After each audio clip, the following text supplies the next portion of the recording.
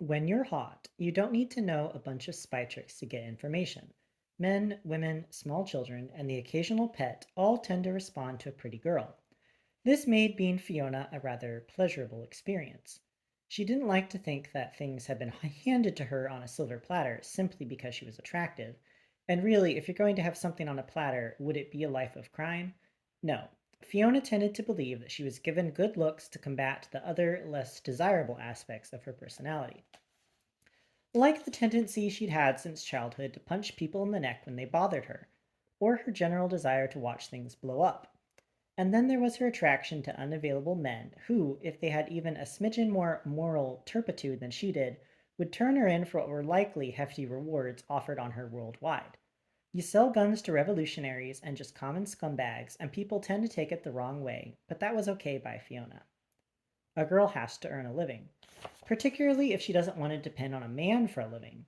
That was the one thing she just couldn't resolve in her mind as she walked up to Purgatory. How could women consent to being the property of not just one drug dealing biker, but an entire gang? Oh, maybe a certain brand of woman found that exciting for a few days, but eventually didn't you wake up in bed next to the sweating beast and realize you were being treated worse than a whore? Didn't that bother those women? In Style tended not to cover that side of life, but Fiona wondered if maybe Oprah could talk some sense into those women. Or maybe that nice Michelle Obama. Now there was a person Fiona thought could handle herself in any situation. If there was one thing Fiona was certain of, it was that she could handle herself, and if you got in her way, well, she'd step right over you. After knocking you down, of course. She was only a few yards from Purgatory and was overwhelmed by the smell of urine coming from an alley between the bar and the empty shop she was passing. It was odd. All of the stores in this strip of shops were vacant, even though they faced a busy intersection. But then Biker Piss had a way of driving away business. The presence of Baseball Bat probably wasn't helping commerce either. Fiona could see his shadow on the sidewalk, and even that was huge. She also had the sneaking suspicion that some of that smell was coming off him. Nevertheless, when she skipped past the alley and found herself in front of the bar, which was rather daintily designed out front, with a low retaining wall lined with big decorative planters, she gave Baseball Bat a smile that could have melted lead. Well, hello to you, she said, and that big, scary looking thug actually blushed. This was going to be fun. Hello to you, he said. His voice was surprisingly sweet sounding. Somewhere under all of that menace was a boy, Fiona thought. Not much of a boy was left, granted, and probably what was left was a boy who liked to kill animals and melt things, but a boy no less. On his left hand, across the knuckles, was the name Cleet. On his right hand, over his fingers, were the words, "Will kill you." Subtle. That's a nice bat, Fee said. It gets the job done. Cricket? Not quite. You lost, sweetheart? My car broke down, she said. She pointed back toward the Charger, but there were several beaters parked on the street near it, and Fiona didn't think Baseball Bat's vision was that great. She could see that even though he had that rather foul looking tattoo on his neck, he also had the darkened rings around his neck that indicated diabetes. Poor bastard, Fee thought. Too tough to get his blood sugar looked at. No wonder he limped around. He probably didn't have any feeling beneath his knees. And wouldn't you know I have to use the powder room too? Isn't that how it always is? Just one problem after another. Fiona started to make her way toward the bar's door, and Cleet lifted the tip of his bat off the ground and tapped it on Fee's shin. Not hard, just enough to stop her momentum. No ladies' room inside, Cleet said. Ah, there was the gruff voice. I don't need to have a pretty place to sit, she said, moving forward again. A little boy's room will be fine. And there was that bat again. This time 2 taps on her shin. Not a very polite way to treat a lady having a bad day. Use the alley, he said. Fiona admired Cleet's code. She really did. He had a job to do, and he wasn't going to be swayed by a pretty woman with a small bladder and a broken down car. Are you sure? Fiona said. She stepped closer to him this time. Let him get a whiff of her scent. Let him really see her up close. Beat it, skank, he said, and this time brought the bat down onto her foot. Not hard enough to break anything, nor even cause much pain, but with the clear intent to show Fiona that he could and would break her foot if she didn't vacate the premises. Even less polite than poking her in the shins, really. In Fiona's opinion, he'd shown a gross lack of chivalry with her when all she needed to do was use the restroom of the establishment. Or, well, she believed that if she'd actually been someone in the actual position, His lack of chivalry would have been gross. As it was, calling her a skank was not the right thing to do, no matter the situation. Fiona kicked the barrel of the bat from the top of her right foot, sending it out of Cleet's hand and straight into the air. She caught it in midair with her right hand and in the same motion brought it down across Cleet's right knee. As he tumbled forward, she grabbed him by the back of his collar and tossed him down the 3 short steps in front of Purgatory. He landed with a dull-sounding thud, and Fiona could already tell that she'd fairly ruined his knee, because people's legs really aren't supposed to bend inward, are they? It also seemed like the fall had caused him to break his left wrist and nose, since his face was bleeding profusely and his wrist was bent at a nauseating angle. She'd done a nice amount of damage to his knee, but Fiona reasoned that other injuries were Cleet's own fault. His mass, multiplied by the acceleration of his fall, did the real work. If he'd bothered to take care of himself, he would only have a broken knee now. Alas, people just didn't take care of themselves as well anymore. Fiona thought that was a personal choice that said legions about a person's self-confidence. Despite all of this, Cleet was trying to get up to go after Fiona, but was clearly having a pretty hard time of it. Fiona walked gingerly down the steps after seeing how Cleet took them. She was sure she didn't want to slip and land on him, even though with her weight she'd probably bounce harmlessly off, and stood a few feet from Cleet. "It's not polite to call a girl a skank," she said. "I'll kill you," Cleet managed, but there wasn't much in the way of honest-to-goodness malice in his voice, seeing as he was choking back tears. It's hard to sound really tough when a girl has busted out your kneecap and tossed you to the pavement, though Fiona admired him for trying. Then she remembered that gun she'd noticed in his belt earlier. Unfortunately for Cleet, she remembered it at the very moment he remembered it too. So as he tried to extract it from beneath his sizable girth, she brought the bat down to the small of his back. Not hard enough to separate his spine or paralyze him, but certainly hard enough to shatter his tailbone. Fiona had been taught early on in her life that if you really want to disable someone, you need not run the risk of killing them as well. Breaking someone's tailbone isn't a pleasant experience for anyone, especially since if you do it the right way, it will temporarily make the person feel paralyzed, and if you do it the wrong way, it will make the person think they're paralyzed and knock them out. So Fiona made sure she did it the wrong way, and then, when it was clear that Cleet would not be getting up in the near future, she reached into his pants and removed his gun. It was by far the most disgusting thing she'd done all day. Fiona didn't understand how someone could have that much hair coming up out of their pants. Quite vile. But the gun was nice. Star Model D.380. Beautiful finger grooves, platinum plated, a perfect all-purpose killing machine. She slipped it into her purse and then took another look at Cleet. She almost felt bad for him, splayed out there on the sidewalk as he was, until she realized she needed to move him lest someone notice the enormous biker beached in front of Purgatory. Or at least she needed to hide him. She tried to pull him by his leg, but he was just too damn heavy, and the dragging would simply take too long. She opted instead to tip him over against the low retaining wall in front of the bar, and then drag a few of the handsome planters around him so that he was effectively boxed in from view. Then she checked her appearance in the window of one of the vacant shops and fairly skipped into Purgatory. One thing Fiona could never abide in men was their tendency to turn into pack animals when left to their own devices. The result of this tendency was that everywhere they huddled looked the same: brown.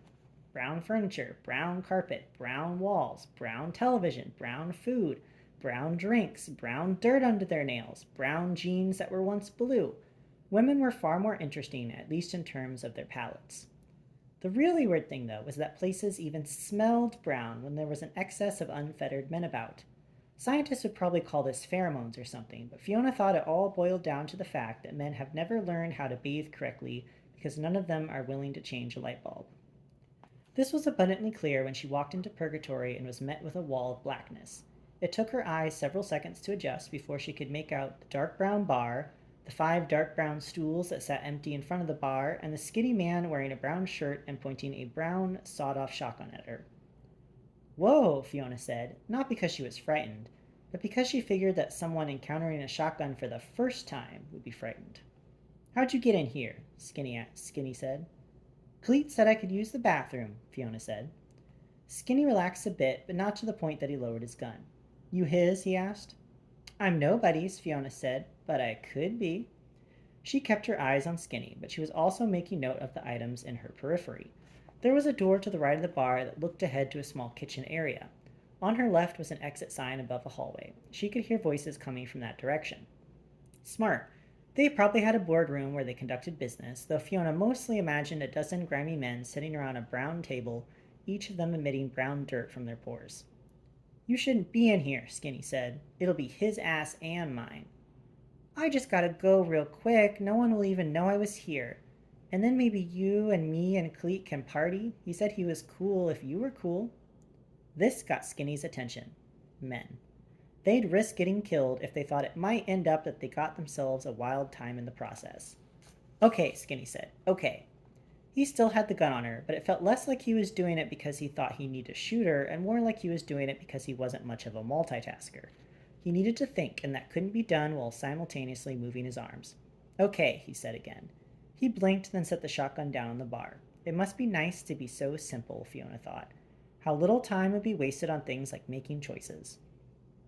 Go on ahead down the hall. Second door on your right. Just don't make no noise. It'll be my ass. Oh, it'll be your ass, Fiona said, because she thought even the broadest innuendo would send poor Skinny into a frenzy of mental activity, and that would keep him from walking outside to check on Cleet. But just to be sure, she added, We could party first without Cleet. What's there in the back? The kitchen, he said. Is there a flat surface? There's two, he said, the floor and the counter. Both are pretty dirty. He wasn't acting much like a biker. No bravado, no hubris, no secondary male characteristics really apart from that shotgun. Ah, Fiona thought, the front. The reason the bar isn't bugged. Why don't you clean up one of them, Fiona said, and I'll be out in 2 shakes of a lamb's tail. Skinny considered this offer for a moment before coming to a decision. All right, he said, but I only got 5 minutes, so get back out fast. A true romantic.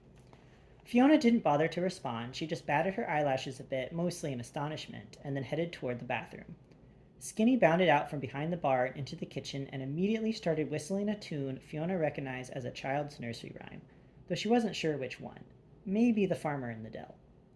Once she was in the dark hallway, she could clearly make out the loud conversation going on behind the first door on the right. She could stand right outside the door, but that might be a bit too risky. But since the entire bar was made of fiberboard, brown fiberboard specifically, she had a pretty good idea that being inside the bathroom would be the equivalent of sitting at the same table as the assembled brain trust of the Ghouls Motorcycle Club. She opened the second door, turned on the light, and realized that, in fact, Cleet wasn't lying. They didn't have a proper ladies' room.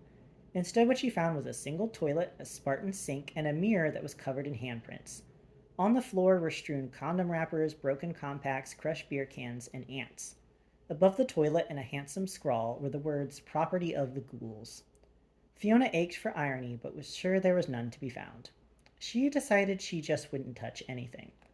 Hearing wasn't going to be a problem, but staying invisible might. There were literally a dozen peepholes drilled into the walls of the bathroom so that the idiots in the next room could watch the girls squatting. There were so many that calling them peepholes seemed superfluous.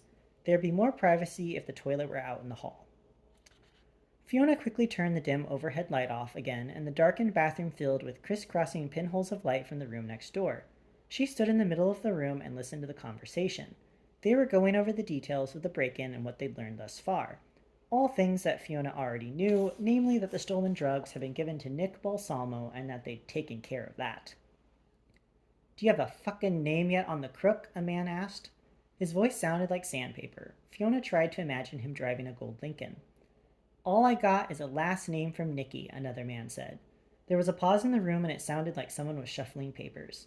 Grossman, he said. You know how many Grossmans there are in Miami? Sandpaper asked. Not too many who've done time, the other said. Nicky was with him at Glades. He gave us a bunch of different first names, but none of them worked, and now he's not talking.